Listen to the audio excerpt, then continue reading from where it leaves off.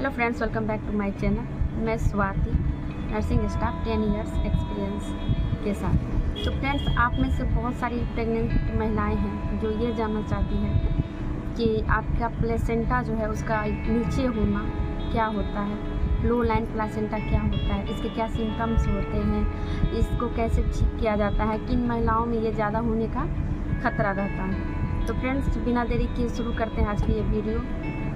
ये placenta, lower placenta क्या है, लो लाइनिंग प्लेसेंटा क्या है। तो फ्रेंड्स, सबसे पहले जानते हैं कि प्लेसेंटा है क्या।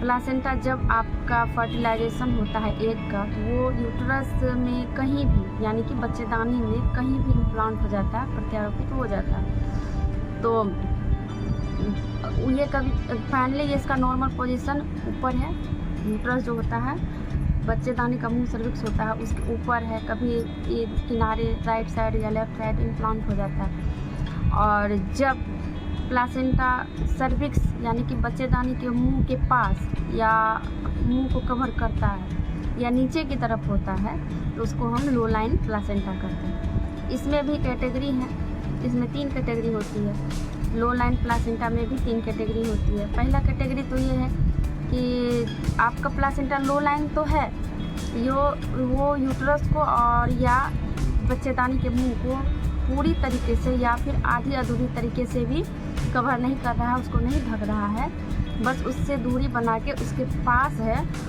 तो उस कंडीशन को कहते हैं मार्जिनल प्लेसेंटा प्रीविया।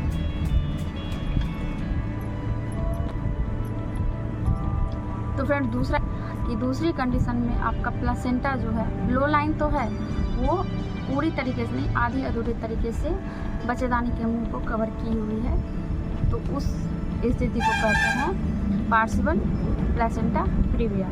और थर्ड कंडीशन ये है कि जब आपके बच्चेदानी का मुंह जो है प्लेसेंटा पूरी तरीके से कवर कर लिया है, बच्चे सर्विक्स पे पूरा ऊपर से सर्विक्स के मुंह पे, यानी कि ओस जो होता है जिससे हम लोग टीवी करके पता करते हैं कितना सेंटीमीटर खुला है बच्चेदानी का मुंह, उसको पूरी तरीके से कवर कर लेता है, तो उसको कहते हैं कंप्लीट प्लेसेंटा प्रीविया।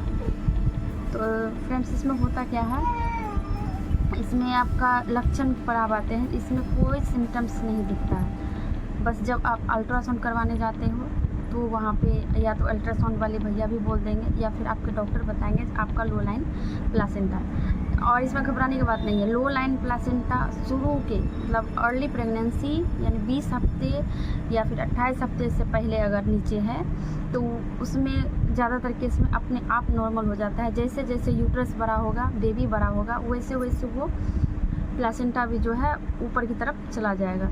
कुछ केस में वो कंप्लीट प्लेसेंटा प्रीविया केस में रह जाता है, तो इसमें आपको घबराने की बात नहीं है। हाँ, अगर तीसरे तिमाही में भी आपका प्लेसेंटा ऊपर की ओर नहीं जा रहा है, मतलब नीचे से लो लाइन से ऊपर नहीं जा रहा है, तो कंडीशन में हम बहुत ज़्यादा दिक्कत की बात होती है। और इसमें ज़्यादातर सिजेरियन ही होता है, क्योंकि नॉर्मल डिलीवरी कराना पॉसिबल नहीं है। तो इसके लक्षण पे आते हैं, तो इसका कोई लक्षण नहीं है। ब्लीडिंग होगी लेकिन दर्द नहीं होगा। दर्द नहीं होगा तो आप लोग कैसे जानोगे। और ब्लीडिंग भी हल्का हल्का रेडनेस जैसा होगा, और अल्ट्रासाउंड में पता चलेगा।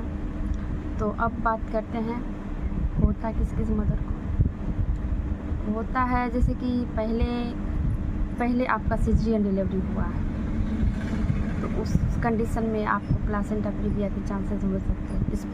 स्मोकिंग जो धूम्रपान करता है, गांव घर में जो पीती है बीड़ी सिगरेट वगैरह सब, तो उसमें हो सकता है। ट्विंस बेबी है, उसको भी प्लेसेंटा प्रीविया होने का ज़्यादातर खतरा रहता है। और आजकल जो सबसे ज़्यादा देखा गया है एज फैक्टर, क्योंकि आजकल जो है शादी ही 30+ में होती है लड़कियाँ की, तो उस एज फैक्टर में प्लेसेंटा प्रीविया होने के चांस ज़्यादा होते हैं। जैसे कि मेरी पहली बेबी नॉर्मल हुई थी और दूसरे में मुझे सिजेरियन करना पड़ा था, अभी हाल ही में, अभी मैटरनिटी लीव में। यही कंडीशन होता है। और इसका किस कंडीशन में इसमें नॉर्मल डिलीवरी होती है, जैसे गांव की महिलाएं सब आती है, वो कोई टेस्ट नहीं करवाती है, कोई अल्ट्रासाउंड 1 से 2 अल्ट्रासाउंड करवा ली, बहुत हो गया। और ऑटोमेटिक जब लेबर पेन शुरू होता है तो वही हॉस्पिटल आती है, और उसको पता नहीं होता वो लोग क्या रिपोर्ट क्या अल्ट्रासाउंड, उस समय में ये घूम जाता है। हम लोग तो बिहार से हैं, बिहार का तो स्थिति सबको पता ही है, घूम जाता है। एक बार तो ऐसा हुआ था जब डिलीवरी करवा रहे थे तो वो डायरेक्ट आई और ब्लीडिंग के साथ जैसे ही फिंगर डाला तो प्लासेंटा आ गया। तो उस समय में हम लोग नॉर्मल डिलीवरी तभी करवाते हैं जब उसका फुल डायलेटेशन होता है पूर्व में, उसमें उसका टोटल मैनेजमेंट, शॉक का मैनेजमेंट करने के बावजूद बहुत ही रिस्की हो जाता है नॉर्मल डिलीवरी कराना। और उसके बाद फिर बच्चे को भी इफेक्ट पड़ता है, माँ को बहुत ज़्यादा ब्लीडिंग हो सकती है, PPH का खतरा हो जाता है, माता शॉक में जा जाती है। एकदम जान लो, डराने की बात नहीं है, बस सजेस्ट किया जा रहा है। अगर थर्ड ट्राइमेस्टर में भी प्लासेंटा प्रीविया है, कंप्लीट प्लासेंटा प्रीविया है तो सीजरियन ही करवाना बेस्ट है, ताकि आप और आपका बच्चा सेफ रहे। बस यही इसका एक सिम्टम्स है। अगले वीडियो में मैं आपसे शेयर करूँगी मेरी पहली डिलीवरी नॉर्मल हुई और वो भी डिलीवरी कराते कराते, और दूसरी डिलीवरी में मुझे सीजरियन मुझे क्यों करना पड़ा। इसके अगर आप लोग को अच्छा लगेगा तो आप लोग मुझे कमेंट कीजिएगा, मैं ज़रूर शेयर करूँगी। उससे तो छुट्टी नहीं मिलती है, पूरी कोशिश करूँ। तब तक के लिए आप हैप्पी जर्नी, खुश रहिए, मस्त रहिए। एंड मेरे चैनल न्यू है, सब्सक्राइब कर लीजिएगा ताकि मैं आगे जाके और भी इंफॉर्मेटिव वीडियो लाती रहूँगी। तब तक के लिए बाय बाय।